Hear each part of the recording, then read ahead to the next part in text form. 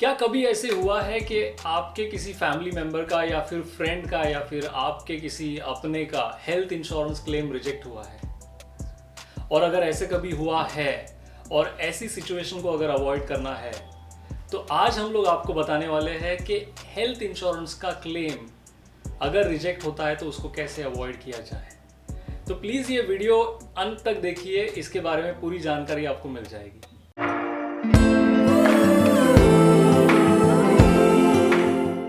Hello everyone, मेरा नाम समीर जोशी है। मैं एक फाइनेंशियल प्लानर हूं और मैं blooming rich wealth management firm का फाउंडर भी हूं और मैं आपके फाइनेंशियल फिटनेस को और भी मजबूत करने के इरादे से आया हूं। सो हमने देखा है कि कोविड के बाद हेल्थ इंश्योरेंस का इम्पोर्टेंस बहुत मार्केट में बढ़ गया है और उसी के साथ साथ बहुत सारे लोगों की ये कंप्लेंट भी हमारे पास आई है कि हमने ABC कंपनी से इंश्योरेंस पॉलिसी ली है और हमारा क्लेम रिजेक्ट हुआ है किसी रीज़न से। ऐसे नहीं होना चाहिए और अगर ऐसे हो रहा है तो उसके रीज़न क्या हो सकते हैं। तो सबसे इम्पोर्टेंट और पहला रीज़न होता है कि गलत इन्फॉर्मेशन इंश्योरेंस कंपनी को दें। अब हम अगर गलत इन्फॉर्मेशन की बात करें तो गलत इन्फॉर्मेशन में ऐसे होता है कि बहुत बार लोग अपनी डेट ऑफ बर्थ गलत दे देते हैं, अपनी हाइट वेट गलत दे देते हैं या फिर अपने हैबिट्स के बारे में गलत इन्फॉर्मेशन पहुंचती है इंश्योरेंस कंपनी को। बहुत बार ऐसे होता है कि लोग अल्कोहल कंज्यूम करते हैं ओकेजनली, बहुत ही रेयरली, लेकिन वो मेंशन नहीं करते। उन्हें लगता है कि ये अल्कोहल कंजम्पशन जो बहुत ही ओकेजनली होता है वो मेंशन करने की ज़रूरत नहीं है, बट ऐसे नहीं है। उसे मेंशन करना इम्पॉर्टेंट है इंश्योरेंस कंपनी को। बहुत बार बहुत सारे लोगों को टोबैको की हैबिट्स होती है, स्मोकिंग की हैबिट होती है या फिर पान मसाला गुटखा, ये सारी हैबिट्स और हमारे बेसिक इन्फॉर्मेशन को अगर हम लोग गलत तरीके से इंश्योरेंस कंपनी को देंगे तो वहाँ पे क्लेम रिजेक्शन के चांसेस बहुत ज़्यादा बढ़ जाते हैं। दूसरा और सबसे इम्पोर्टेंट पॉइंट ये है कि हमारे हेल्थ डिक्लेरेशन को या फिर हमारी पुरानी मेडिकल हिस्ट्री या फिर एग्जिस्टिंग मेडिकल हिस्ट्री को एक्यूरेटली प्रोवाइड नहीं करना, ये एक बहुत ही इम्पोर्टेंट रीज़न है। जैसे कि अगर किसी को डायबिटीज़ है और वो जस्ट कुछ महीने पहले हुआ है और उसकी मतलब कोई ट्रीटमेंट स्टार्ट जस्ट हुई है और उनको पॉलिसी लेनी है, लेकिन उनको वो डिक्लेयर नहीं करना है, क्योंकि क्या होगा अगर मैं डिक्लेयर करूँगा तो प्रीमियम या तो बढ़ सकता है और 4 साल का वेटिंग तो डेफिनेटली लगना है या फिर पॉलिसी रिजेक्ट भी हो सकती है। वो सारे सर्कमस्टेंसेस को अवॉइड करने के लिए लोग वो चीज़ें डिक्लेयर नहीं करते। दूसरा एक एग्जाम्पल ये होता है कि बहुत साल पहले मेरा एक्सीडेंट हुआ था और मुझे वो डिक्लेयर नहीं करना है या फिर मैं भूल जाता हूँ डिक्लेयर करना। तो कभी कभी गलती से हो जाता है कि हम कोई इन्फॉर्मेशन देना भूल जाते हैं और जब क्लेम आता है और वो उस चीज़ से रिलेटेड आता है तब हम हॉस्पिटल में एडमिट होते हैं। उस टाइम सारी चीज़ें हॉस्पिटल्स के डॉक्टर्स को एक्यूरेटली बता देते हैं जो इंश्योरेंस कंपनी को नहीं बताई जाती। ये रीज़न की वजह से हमारा क्लेम रिजेक्ट हो सकता है। तीसरा और बहुत ही इम्पोर्टेंट पॉइंट ये है कि जब हम कोई हेल्थ इंश्योरेंस पॉलिसी लेते हैं तो हम उसके सारे टर्म्स एंड कंडीशंस को जानना भी बहुत ही इम्पोर्टेंट है, क्योंकि उसमें इनिशियल वेटिंग पीरियड कितना है, कौन सी चीज़ का इंटरनल कोई लिमिट है कि नहीं, ये सारी चीज़ें भी जानना ज़रूरी है। क्योंकि क्या होता है कि बहुत सारी ऐसी बीमारियाँ होती है जब हम पॉलिसी लेते हैं तो शुरू में पहले 30 डेज या पहले 2 साल 24 मंथ्स कुछ बीमारियों का क्लेम नहीं मिलता है और ऐसे अगर हम लोग क्लेम फाइल करेंगे जो वही बीमारी है तो वो डेफिनेटली क्लेम रिजेक्ट होना ही है। तो ये भी बहुत जानना इम्पोर्टेंट है कि हमारे पॉलिसी में इंटरनली क्या टर्म्स एंड कंडीशंस और कितने चीज़ों का किस बीमारी के लिए वेटिंग पीरियड है। चौथी और सबसे और मोस्ट इम्पोर्टेंट पार्ट कि किसी बीमारी का कोई अगर लिमिट सेट किया हो इंश्योरेंस कंपनी ने, समझ लीजिए कि हार्ट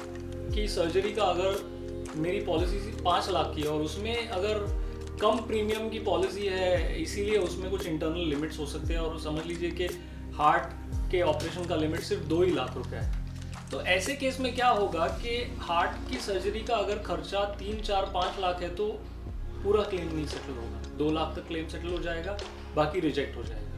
तो ये सारे सर्कमस्टेंसेस को हम लोग इजीली अवॉइड कर सकते हैं और उसके लिए क्या करना है, या फिर हमने अगर हमारी सारी इन्फॉर्मेशन सही से दी है हेल्थ इंश्योरेंस कंपनी को और उसी के बावजूद भी अगर हमारा क्लेम रिजेक्ट हो रहा है तो उसको टैकल कैसे करना है, इसके बारे में भी हम लोग आगे अभी बात करेंगे।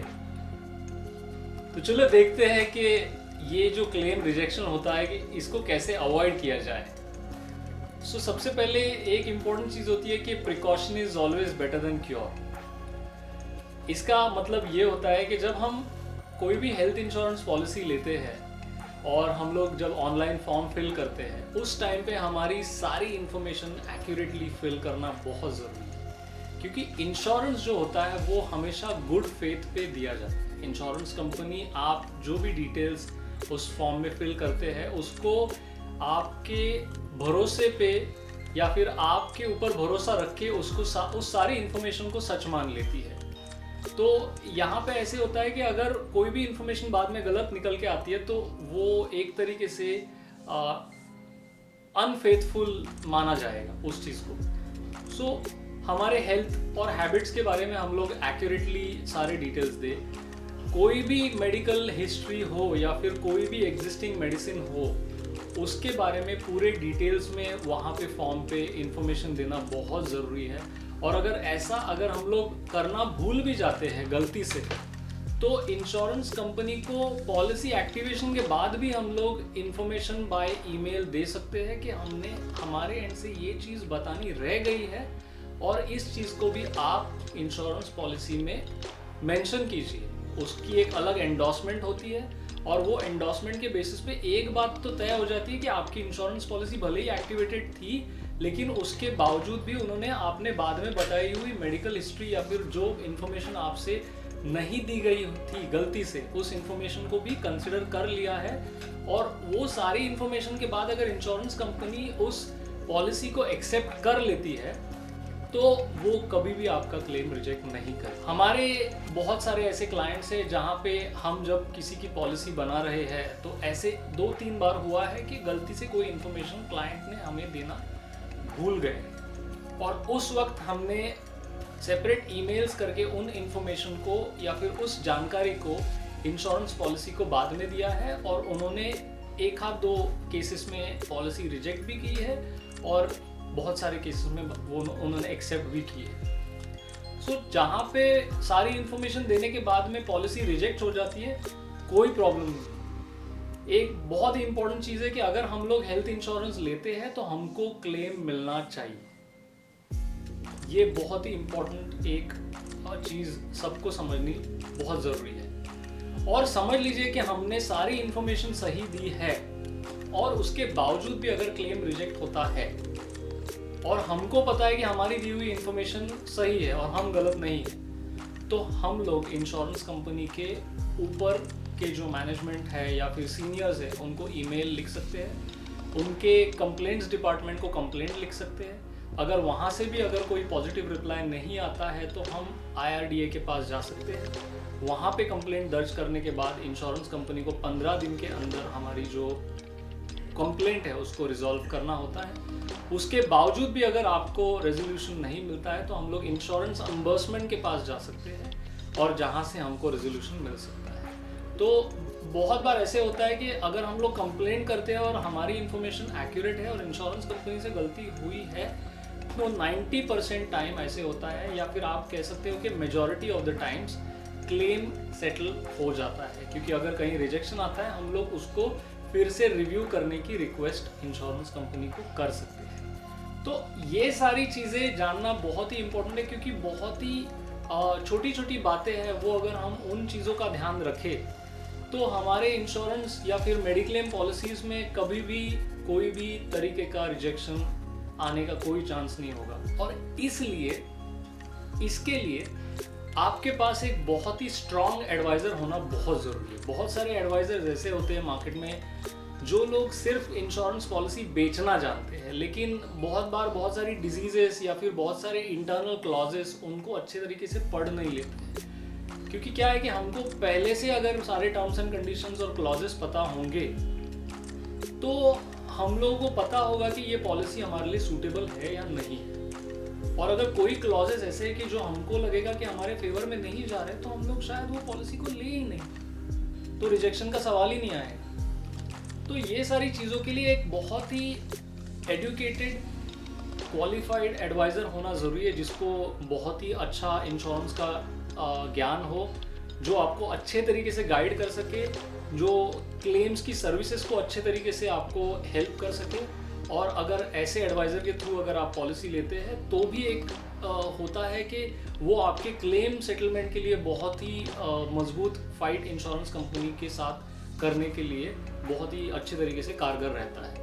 तो ये सारे जो रीज़न है, इन सारी चीज़ों के बाद में अगर आपको किसी को भी हेल्थ इंश्योरेंस के बारे में अगर कोई भी क्वेरीज हो या फिर आपको और कुछ डिटेल में जानना हो, तो प्लीज़ आप हमें ईमेल लिख सकते हो support@bloomingrich.in, or you may call us at 8010778778 and our team will get in touch with you. और आपके कोई भी हेल्थ इंश्योरेंस से रिलेटेड सवाल रहेंगे या क्वेरीज रहेंगी, उसका हम लोग आपको रेजोल्यूशन दे सकते हैं। अगर ये वीडियो आपको अच्छा लगता है तो प्लीज़ इस वीडियो को लाइक कीजिए, सब्सक्राइब कीजिए हमारे चैनल को, ताकि हमारे अगले वीडियोस भी आपको उसके नोटिफिकेशन आते रहेंगे। आप ये वीडियो को ज़्यादा से ज़्यादा लोगों तक शेयर कीजिए, ताकि ये जो बहुत ही इंपॉर्टेंट हेल्थ इंश्योरेंस के क्लेम्स के बारे में जानकारी है वो बहुत ज़्यादा लोगों तक पहुंच सके।